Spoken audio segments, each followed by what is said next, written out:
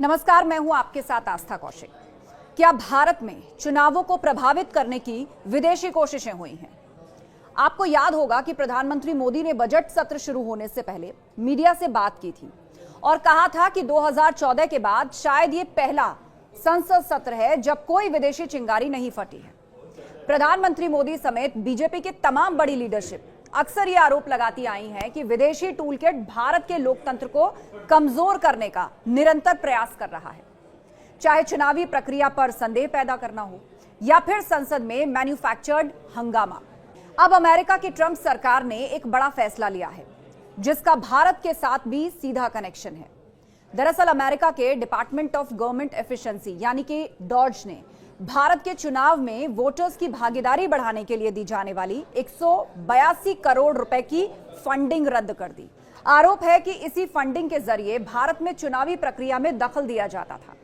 BJP नेता अमित मालवीय ने आरोप लगाए हैं कि डॉज अधिकारियों ने कहा कि अमेरिका ने भारत में मतदाता संख्या बढ़ाने के लिए 21 मिलियन के कार्यक्रम और बांग्लादेश के राजनीतिक माहौल को मजबूत करने के लिए $29 मिलियन के पहल को कम करने का निर्णय लिया है।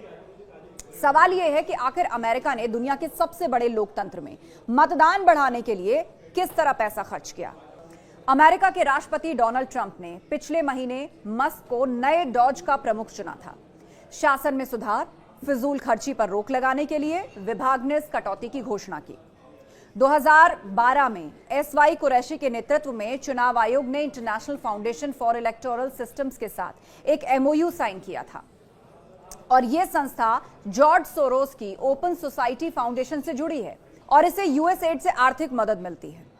एसवाई कुरैशी देश के पूर्व मुख्य चुनाव आयुक्त रह चुके हैं और जॉर्ज सोरोस वो हैं जो खुलकर कई मौकों पर प्रधानमंत्री मोदी की आलोचना कर चुके हैं।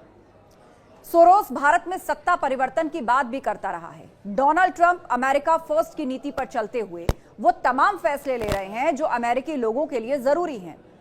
अब वक्त आ गया है कि भारत भी एग्रेसिवली देश विरोधी एजेंडे पर करारा प्रहार करे। अगर विदेशी फंडिंग का देश के खिलाफ इस्तेमाल हुआ है तो मोदी सरकार को इसके लिए ठोस सबूत तलाश कर दोषियों को कड़ी सजा दिलवानी चाहिए, क्योंकि राष्ट्र से बड़ी सत्ता नहीं हो सकती। देश है तो हम हैं।